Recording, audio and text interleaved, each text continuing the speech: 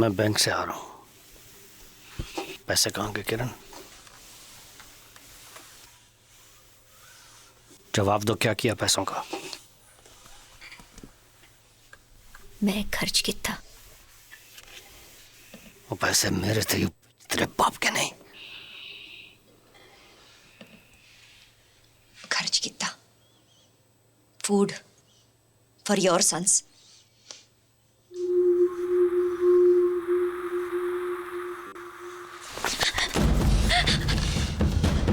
चला दें तेरे इस खूबसूरत चेहरे को जिस पर इतना घमंड है। बकवास करती है। ये मेरा घर है, मेरे पैसे हैं। मैं दूसरी औरतों पे खर्च करूं, मेरी मर्जी। कुर्ती क्या जला दूं तेरी आंखें अभी? बोल, जला दूं इन्हें? अय्याशी करूं, जो भी करूं, कौन रोकेगा मुझे? तू?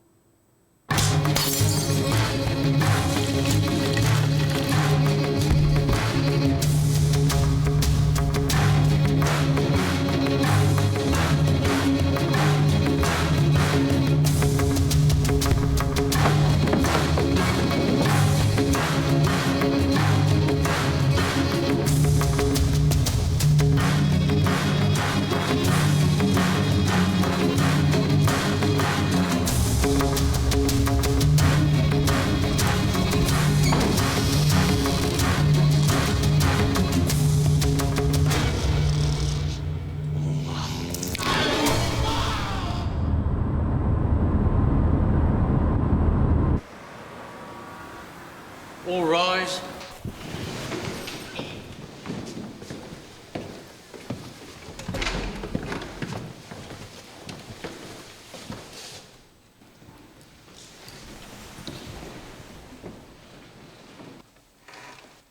कौंसिल, क्या आप कार्रवाई शुरू करने के लिए तैयार हैं? जी हाँ my Lord. Proceed. My Lord's, आज हम आप सबके सामने अपने मुवक्किल की तरफ से एक अपील लेकर आए हैं। किरणजीत अहलूवालिया, जिन्हें ऑनरेबल कोर्ट ने खून के जुर्म में उम्र कैद की सजा सुनाई थी 7 दिसंबर 1989 को। हमारा यह मानना है माय लॉर्ड्स कि फैसला सुनाने में अदालत ने गलती की है, इसलिए हम नए ट्रायल की अपील करते हैं। तो जाहिर है कि आप अपने अपील के लिए कई आधार पेश करेंगे। माय लॉर्ड्स, हमारी अपील के 3 मूल आधार हैं। मेरे पहले और दूसरे सबमिशंस का ताल्लुक ऑनरेबल जज की ओर से जूरी को दिए गए प्रोवोकेशन की परिभाषा से है। रजायना वर्सेस डफी के केस में प्रोवोकेशन अल्फाज के मतलब को इस कोर्ट ने मंजूरी दी थी, और वो है provocation is some act or series of acts which would cause in any reasonable person a sudden and temporary loss of self-control, rendering the accused so subject to passion as to make him or her, for the moment, not master of his or her own mind. My lord, मैं अदालत को याद दिला दूं, honourable जज ने मौजूदा case के सुनवाई में भी जूरी को हिदायत देते वक्त इन्हीं अल्फाजों को हूबहू दोहराया था। यस माय लॉर्ड, ये सच है। बहरहाल मेरा यह कहना है कि डफी के केस को मिसाल बनाकर ऑनरेबल जज से अगर साफ साफ कहूं तो गलती हुई। सोच समझकर कहिए कौंसिल। माफ कीजिएगा माय लॉर्ड, इरादा कोर्ट का तौहीन करना नहीं था। बहरहाल जूरी को सबमिशन देते वक्त ऑनरेबल जज ने कोर्ट को यह बताया था कि जिस वक्त मृतक के हाथों मेरे मुवक्किल पर अत्याचार हुआ और उसके बाद वो जुर्म जिसके लिए उसे सजा दी गई, इन दोनों घटनाओं के बीच 2 घंटे का वक्त था, जिसे कूलिंग ऑफ पीरियड कहा जाता है, जिसे प्रोवोकेशन नहीं माना जाएगा। दूसरी ओर my lord, homicide act of 1957 में लिखा है, where there is evidence on which the jury can find the defendant was provoked to lose his self-control, the question of whether it was enough to make a reasonable person do as they did shall be left to the jury. बहस में यह भी कहा जा सकता है my Lord कि honourable जज की राय में किसी को सोते में जिंदा जला देना एक संतुलित या समझदार इंसान के लिए सही नहीं हो सकता। सही माय लॉर्ड? किसके लिए? आपके लिए? मेरे लिए? एक ऐसी औरत के लिए जो 10 साल तक मारपीट, अत्याचार और बेइज्जती का शिकार होती रही, जिस औरत को न सिर्फ अपनी जिंदगी का खौफ था बल्कि अपने मासूम बच्चों की जिंदगी का भी। मैं खुद इस बात को जानने की हिम्मत या जुर्रत नहीं कर पाऊंगा कि आखिर सही का मतलब ऑनरेबल कोर्ट के लिए क्या है, ऐसी औरत के लिए। मेरा दूसरा सबमिशन माय लॉर्ड्स, ऑनरेबल जज के उस तरीके से मुखातिब है जिस तरीके से उन्होंने आरोपी के लिस्ट ऑफ कैरेक्टरिस्टिक्स को जाहिर किया है।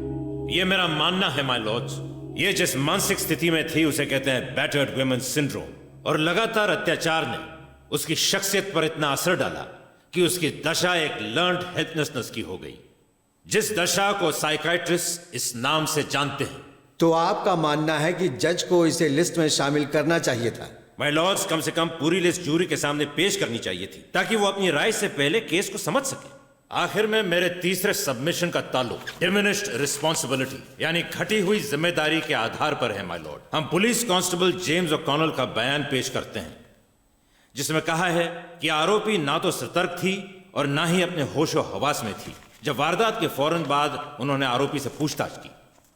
साथ ही माय लॉर्ड, साइकाइट्रिस्ट रिपोर्ट्स भी हैं जो अभी हाल में मिली हैं जिनमें यह राय जाहिर की गई है कि उस रात हादसे के वक्त आरोपी की मानसिक क्षमता कम हो गई थी, जिसका मतलब है डिमिनिश्ड रिस्पॉन्सिबिलिटी, जो कि होमिसाइड एक्ट ऑफ 1957 के दायरे में है।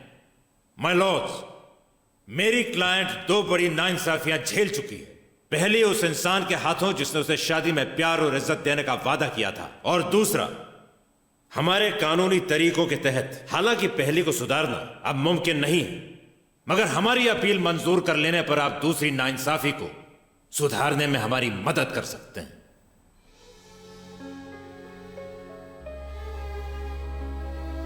हम इन दलीलों पर आज रात गौर करेंगे। अदालत कल सुबह के 10:30 बजे तक मुलतवी की जाती है।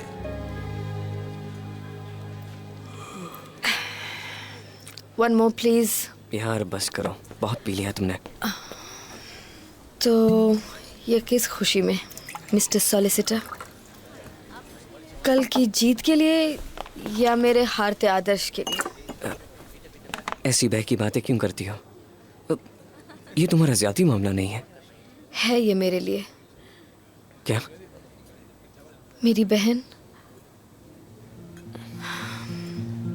क्यों नहीं समझ सकी मैं? उसके चोट के निशान जब भी मैं देखती थी तो अक्सर यही कहती कि वो फर्नीचर से टकरा गई नींद में, और उसे मैं सच मानती थी।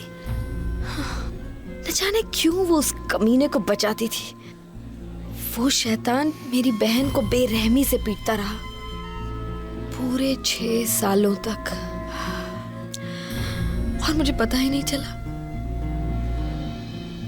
फिर एक दिन उसने खुदकुशी कर ली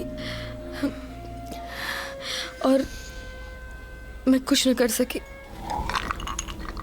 I'm so sorry. ये मैं नहीं जानता था।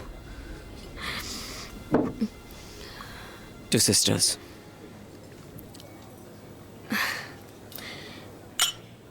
To sisters.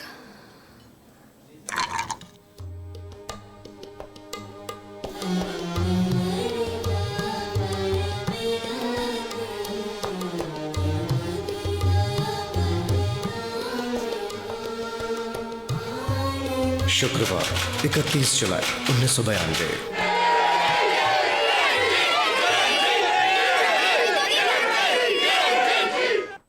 ये एक ऐसा दर्दनाक केस है जिसकी चर्चा पूरे देश भर में हुई है।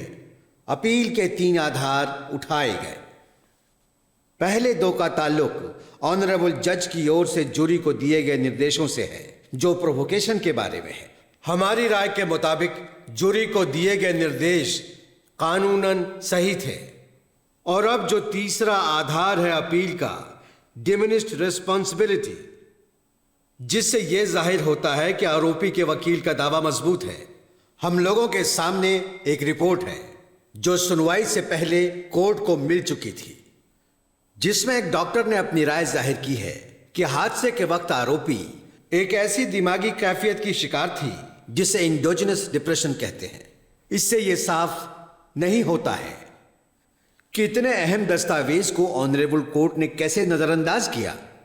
इन हालात में हम उस फैसले को सही नहीं मान सकते और उसी के तहत हम इस नतीजे पर पहुंचे हैं कि दोबारा इस केस की सुनवाई हो।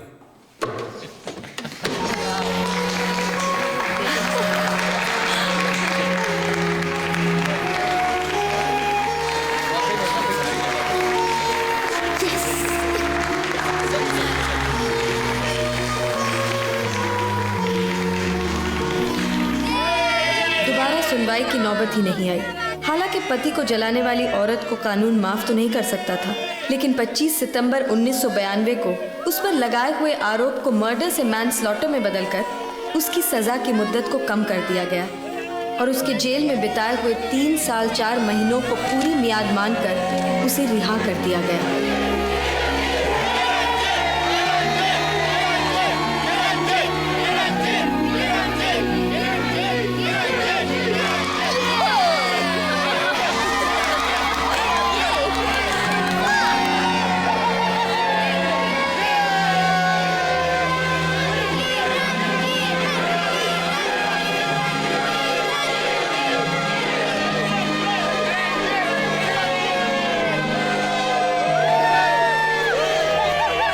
कुछ कहना चाहेंगी?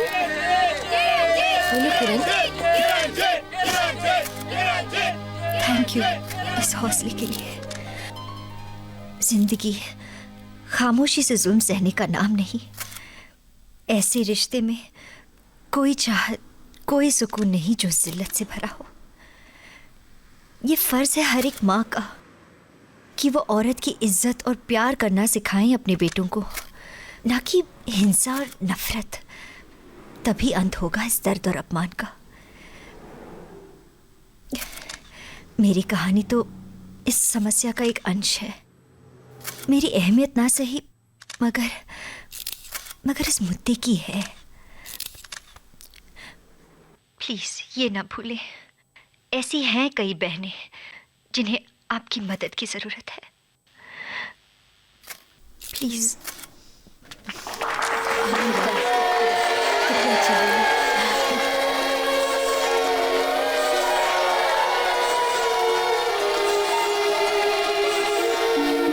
कोई अंदाजा भी नहीं लगा सकता कि इस जगह में अपनी जिंदगी के अनमोल पलों को बिताना कैसा लगता होगा, मगर किरण के लिए मलवुड हॉल एक जेल कभी था ही नहीं। ये उसकी आजादी की ओर पहला कदम था। राजीव, अपने बटन तो लगाओ। ठीक है, चलो।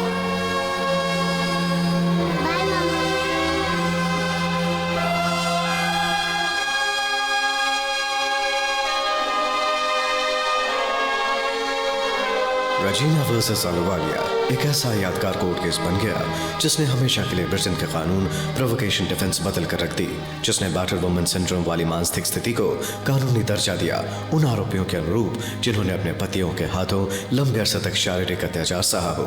सन 2001 में किरणजीत अहलुवालिया को प्रधानमंत्री टोनी ब्लेयर की पत्नी चेरी बूथ ने उनके साहस और हिम्मत के लिए Asian woman role model award से सम्मानित किया।